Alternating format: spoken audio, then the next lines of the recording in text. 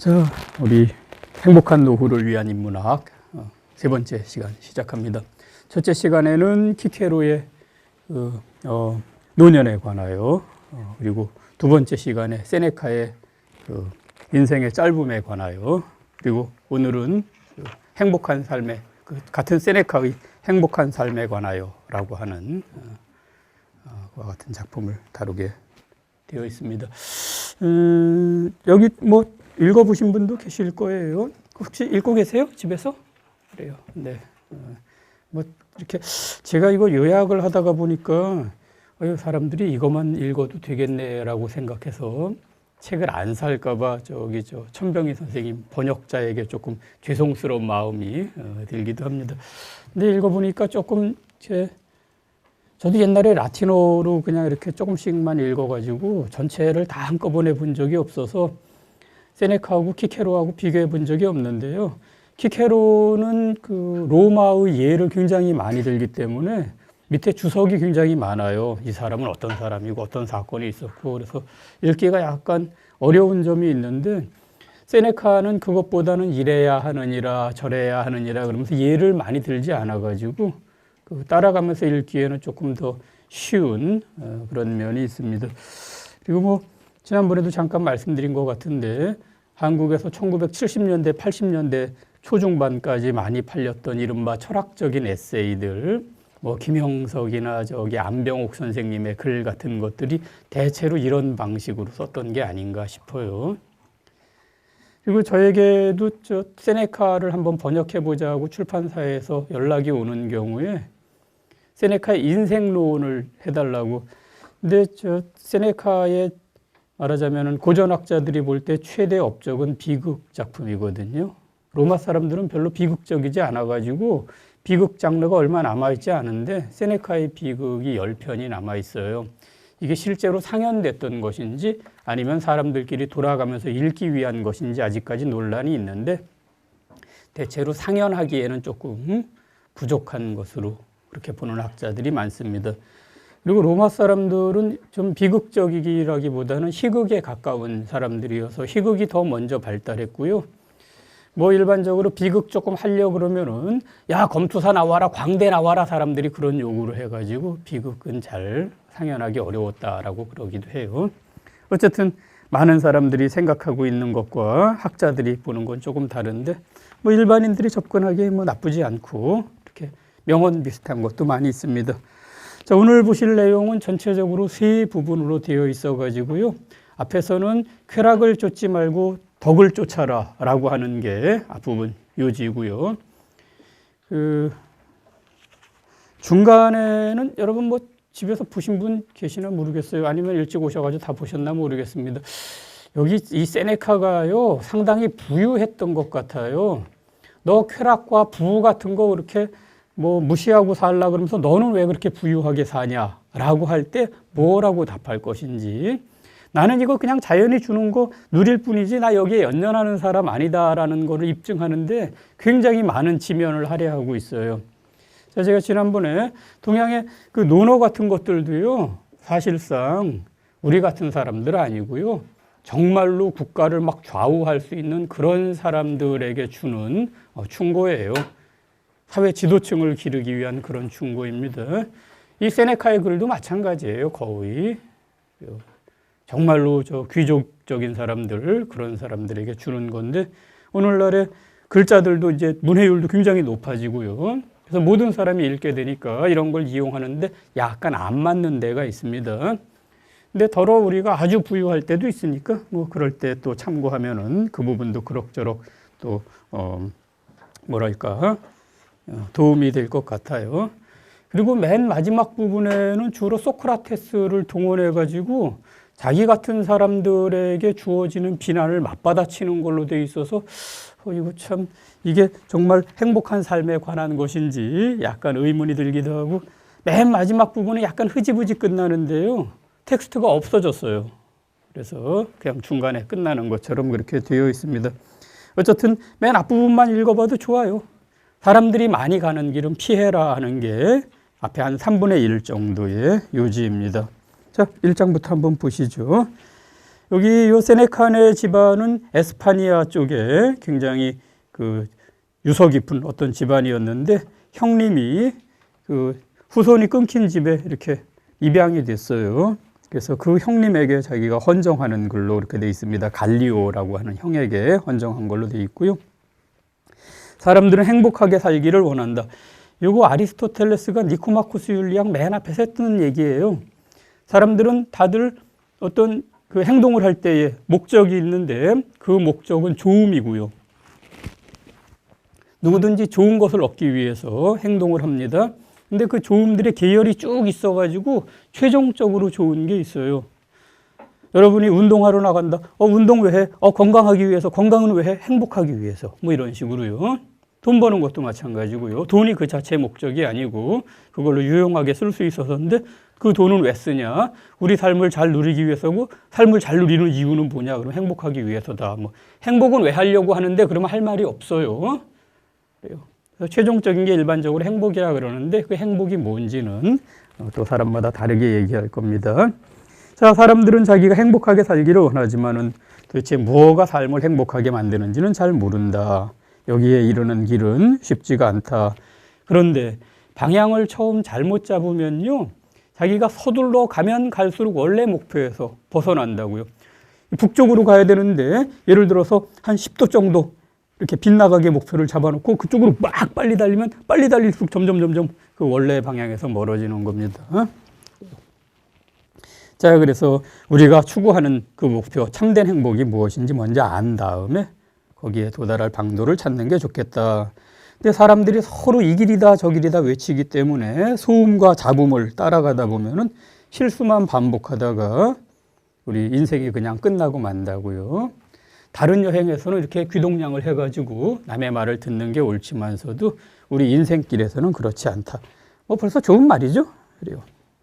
그래서 그 행복으로 갈 때는 거기 굵은 글씨로 가장 번잡한 길이 가장 속임수가 많은 길이다라고요. 옛날에 한국에서 많이 팔렸던 저기 꽃들에게 희망을이라고 하는 그림책 비슷한 거 있죠. 벌레들이 막 우르르 올라가는데 어떤 애벌레가 올라가 봤더니 아무것도 없는데 다들 그리 가니까 가고 있어요. 그래서 그 애벌레가 도로 내려와 가지고 다른 애벌레 만나서 마지막에 나비가 되는 뭐 그런 걸로 끝나던데 이것도 비슷하게 이렇게 얘기하고 있습니다. 가야 할 길을 자기가 가지 않고 앞에 가는 사람 무작정 따라가는 거, 이게 가장 경계할 일이라고요. 그래서 이성을 따라가야 되는데 사람들이 가장 많이 박수를 받는 것, 전례가 많은 것. 이거 아이고 그런 건 전례가 없어라고 사람들이 그러는데 이런 말씀 드려서 좀 그렇습니다만 저기 공적인 조직에서 많이 그러죠. 전례가 없다고 뭐 해달라 그러면 그거 어디 우리 민원 같은 거 넣으면은 합리적으로 따져보면 당신 말이 맞지만은 그 전례가 없어서 못 해준다고 그런 답이 나오는 경우도 많고요. 그리고 공무원 조직 같은 데서도 이거 민원 한번 들어주기 시작하면 끝이 없다라 그래서 여기서 막아야 된다라는 그런 입장들이 좀 강해요. 그래서 전례 그러는데 사실은 조금 창의적으로 살 때는 전례 같은 거 이따금 다시 생각해 보아야 합니다. 전례가 많은 것에 맞춰 사는 게 가장 큰 불행을 가져온다. 거기 사람이 그렇게 많은 이유가 뭐냐? 사람들이 가다가 넘어져가지고 그 사람한테 걸려서 다른 사람 막 쌓여 있어가지고 저기 사람 많네 그러고 가봤더니 다 넘어진 사람들이에요. 사람이 넘어질 때 그냥 넘어지지 않고 옆에 사람 걸고 넘어진다는 겁니다. 그러면 또 다른 사람 막 다치고 그래요. 그래서 이런 데 가지 말라고. 이런 사람들은 자기 혼자 길을 잃는 것이 아니라 다른 사람까지 길을 잃게 만든다. 앞서가는 사람에게 맹목적으로 동조하는 거, 그런 건 안 된다라고요.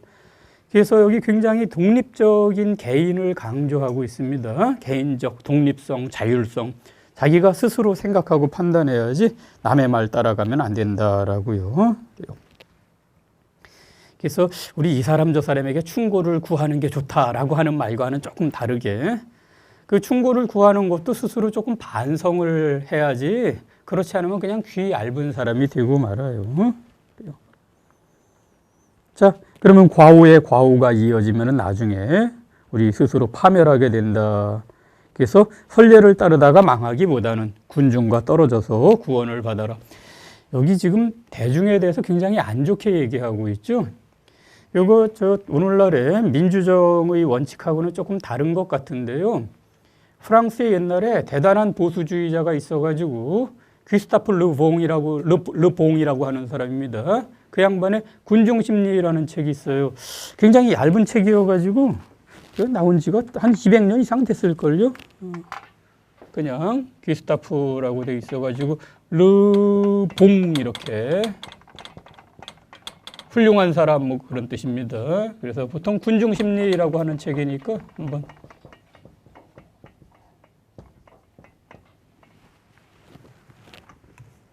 저 제목으로 지금도 책이 나오고 있는지는 잘 모르겠어요. 보면요, 핵심은 별거 아니에요. 아무리 똑똑한 사람이라도 모아놓으면 바보가 된다는 겁니다. 다 우르르 이리저리 몰려가가지고 아주 얇은 책입니다. 도서관 같은 아마 여기 도서관도 있을지 모르겠어요. 그래요. 귀스타프 르봉 그래요. 좋은 사람 귀스타프 그래요. 자, 그래서 거기 1장 5절에 가면은 군중들은 이성을 적대하고 자기의 악덕을 옹호한다. 선거에서 잘 그러는데 나중에 민심이 바뀌어가지고 이거 우리나라 상황하고도 비슷합니다. 자신이 투표했던 사람이 도대체 왜 선출이 됐는지 나중에 가서 의아해 한다고요.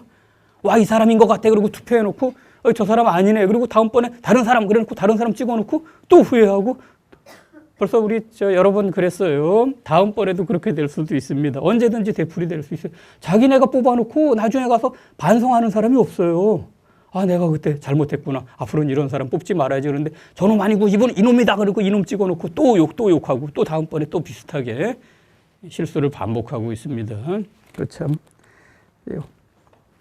그리고 제가 다른 데서 강의하면서 이따금 우리 살아가는 얘기를 이렇게 하면은 저의 수강 오랫동안 저하고 같이 공부하신 분 중에 한 분이 아유, 그런 얘기 좀 그만하라고. 사실은 집에서 남편분께서 하루 종일 종편을 보면서 맨날 정치 얘기해가지고 지겨워 죽겠다고.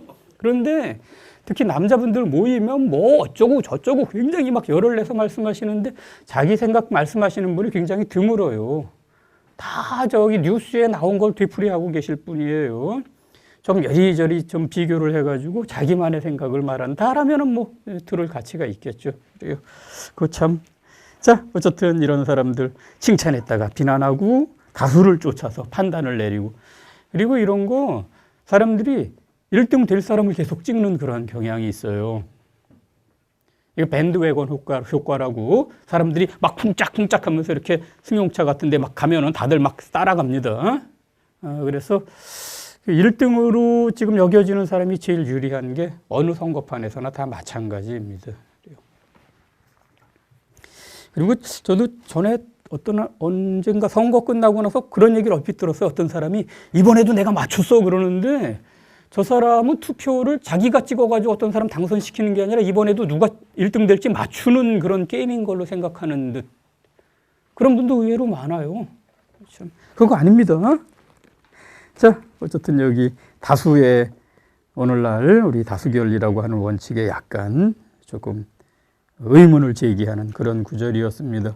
자, 그리고 2장에서 행복한 삶에 대해서도 이렇게 정치 투표할 때처럼 더 많아 보이는 쪽을 따라가면 안 된다. 더 나은 것이 군중의 마음에 드는 일은 굉장히 드물다라고요. 사람들이 선택하는 게 더 나은 쪽인 그런 경우가 굉장히 드물다라고 여기 얘기하고 있습니다. 군중이 좋아하면 그것은 최악이라는 증거다. 참.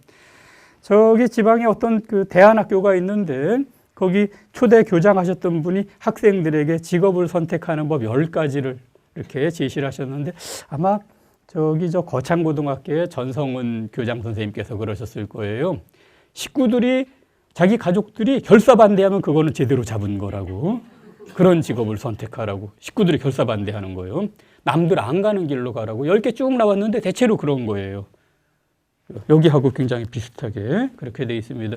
훌륭한 분들의 말씀은 다 비슷한 대로 가는 것 같아요. 그래요. 자, 그리고 거기 무엇이 최선인지, 무엇이 지속적인 행복을 주는지 봐야 된다. 그래요. 행복의 지속성 같은 것도 일시적인 거 말고요.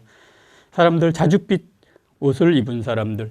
옛날에 자주색이 굉장히 비쌌습니다. 지금도 교황청 같은 데서 비싸게 그걸 고동 종류를 이렇게 으깨가지고 그걸로 만든 염료인데요. 거의 같은 무게의 금하고 바꾸게 이렇게 되어 있어요.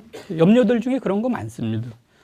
자, 자줏빛 옷을 입은 사람들, 왕관 쓴 사람들, 이 사람들 더 나을 줄 아냐? 그 사람들도 군중이나 마찬가지다. 그 멋있어 보이는 사람들 말 따라가지 말아라 라고요. 그래서 자기의 옷 색깔 보지 말고 눈을 믿지 말고 마음의 눈을 믿어라. 정신의 가치는 정신이 찾아내야 된다. 정신이 가만히 숨을 돌리고서 자기 속으로 물러나서 그러면은 자기가 막 쫓아다니던 거, 헛된 짓 한 거 자책감을 느끼게 되고 진리를 스스로 말하게 될 거다. 그런 겁니다. 자신이 했던 일, 했던 말들을 후회하고 자신이 내가 그때 잘못된 걸 선택했어 라고 스스로 비판하고 이렇게 될까 봐 걱정했던 게 사실은 그거 피하려고 선택했던 다른 것보다 오히려 나았다라고요. 근데 사람들은 나쁜 사람하고 한번 싸웠다가 나중에 화해는 하면서 자기 자신하고는 화해를 잘 안 한다라고요. 자기 자신과 친구가 되라. 지난번에 인생의 짧음에 관하여서 했던 것과 비슷한 얘기를 이렇게 하고 있네요. 그리고 그 로마 사람들이요, 사생활이 거의 없고 공적인 생활에 굉장히 몰두했었는데 대중 앞에 자기를 드러내려고 애쓰는 거 그거 좋은 거 아니다. 화살이나 많이 맞는다라고 그랬습니다. 악의가 물어뜯게 된다. 그리고 사람들 내가 웅변 잘하는 거, 내가 돈 많은 거 이런 걸 막 칭찬을 하고 나의 호감을 살려고 그러고 나의 권력을 막 축혀 세우던 사람들 나중에 원수가 될 만한 그런 사람들이다라고요. 많이 감탄을 받을수록 시기도 많이 받으니까 그런 거 쫓아다니지 말아라. 자, 그러면서 우리가 추구해야 될 거는 어떤 거냐? 느낄 수는 있지만 내보일 필요가 없는 것들. 저는 그 많은 사람에게 그 요즘에 한국이 성형수술 잘하는 걸로 알려져 있는데, 아이고, 그거 뭐 너무 좀 사람이 막 열등감까지 생기고 그럴 정도라면 다소간 고치는 수도 있겠지만서도 그 돈도 많이 들고 나중에 부작용도 심한데 왜 그런 거를 하는지. 차라리 책을 많이 읽으면 나중에 분위기가 점점 좋아져 가지고 아름답게 될 텐데 왜 그걸 안 하나 하고 제가 말하고 다니는데 이래서 성형 의사들이 저를 안 부르나요? 그래요. 그래요. 여기 책 많이 읽은 사람만이 가진 어떤 분위기가 있는데 그것을 교양이라고 부릅니다. 여러분들도 어디서 교양 있다는 말씀 많이 들으시죠? 아니에요? 그리고 교양 있는 사람만이 가지는 분위기, 거기 교양을 갖고 있는 사람들, 책 많이 읽은 사람만이 가지는 독특한 분위기를 교양이라고 하는데 그 교양의 효과는 노골적이지 않아요. 은근합니다. 그래서 주변 사람들이 은근히 존경해요. 저 사람 가진 게 없어도 분위기 참 좋다. 그래서 친구들 사이에 은근히 쟤는 책을 많이 읽었어 속으로 그렇게들 생각합니다. 그래요. 자, 이렇게 사람들이 느낄 수는 있지만은 내보일 필요 없는 거 그런 검증된 선을 추구해라. 제가 교양이라는 거 하나 제시했어요. 밖에 보이는 것들, 사람들로 하여금 발걸음을 멈추게 하는 것들, 사람들이 손가락으로 가리켜 보이는 것들, 이런 거는 겉만 번지르르 하지 속이 비참하다라고 이렇게 좋은 말씀하고 있습니다. 자, 그래서 3장에서 겉으로만 아름다운 게 아니라 견고하고 변함없고 안 보이는 부분이 더 아름다운 거, 안 보이지만서도 아름다운 거, 그런 거를 찾아내야 된다. 그 멀리 있지 않고 가까이 있는데 우리가 그걸 못 보고 지나간다. 자, 다른 사람 얘기도 많이 할 수 있겠지만은 그냥 내 생각을 얘기하겠다 그러면서 여기 3장에서는 자기의 의견이 어디서 온 것인지 얘기합니다. 특히 이 세네카는 스토아 학파의 지금 대표적인 사람으로 알려져 있다고 전에 말씀드렸죠. 근데 어떤 특정한 스토아 철학자 얘기하는 게 아니라 여러 사람의 의견을 그냥 섞어서 얘기하고 나중에 가서 자기 생각 말하는데 자기 생각 별로 말할 거 없어요. 나는 거기에 동조한다라고만 말하겠다라고요. 자, 그래서 자연과의 조화라고 하는 것을 목표로 내세웁니다. 자연의 법칙, 그것의 본보기를 따라서 자기를 형성해라라고 그러는데 사실 이런 큰 표현은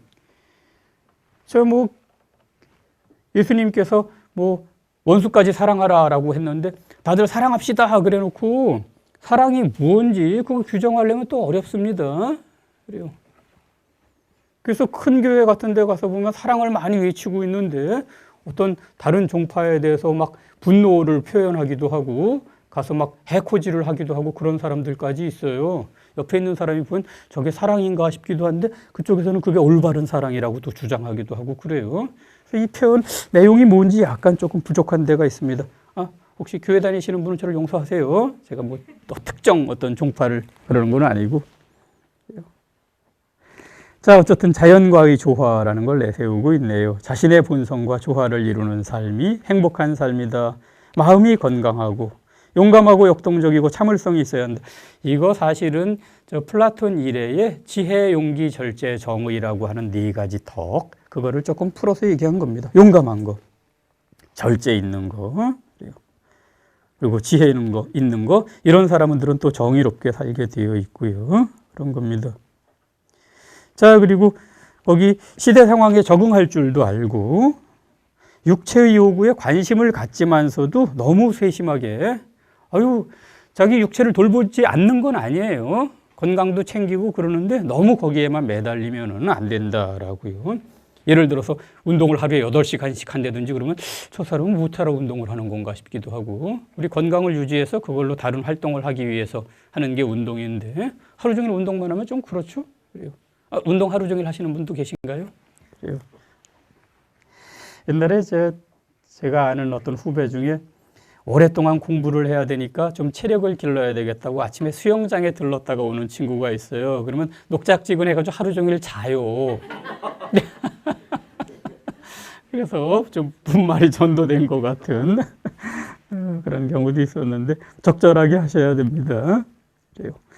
자, 그리고 우리 삶을 쾌적하게 하되 어떤 것도 과대평가하지 않는다. 이게 저 뒤에 나오는, 아니 너 그런 거 다 무시하면서 산다면서 니네 집은 왜 그렇게 부유하고 막 파티할 때 음식도 그렇고 그러냐, 이렇게 깔끔하게 정리해놨냐, 그럴 때에 대한 답이에요. 미리 얘기해 놓은 겁니다. 행복의 선물을 이용하되 그것이 노예가 되어서는 안 된다. 아니 조상님께서 주신 부를 내가 뭐 그냥 막 날려버릴 수는 없고 이거 이용은 하는데 나 이거에 노예되는 거 아니야? 나 이거 없어도 살 수 있어 라고 말하라는 겁니다. 자, 그리고 자극적인 거 사람들이 쫓아다니고 놀라운 거 쫓아다니고 그러는데 이런 거를 몰아내고 나면은 지속적인 평정과 자유가 뒤따른다 그래요.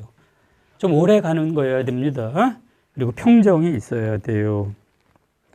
자, 저속하고 깨지기 쉽고 수치스럽고 해로운 이런 쾌락 대신에 흔들림 없고 변함없는 큰 즐거움, 대체로 조금 평화로운 즐거움입니다. 그래서 평화와 화목과 온유함 이런 것도 얘기하고요. 그러고 있습니다. 그리고 사람이 야만적으로 여기에는 뭐 예의 모르고 너무 거칠고 다른 사람을 험하게 다루고 이런 것들 다 포함될 텐데 그런 거는 그 사람이 약하다는 표시다라고요. 강한 사람은 막 남을 험하게 다루거나 그러지 않습니다.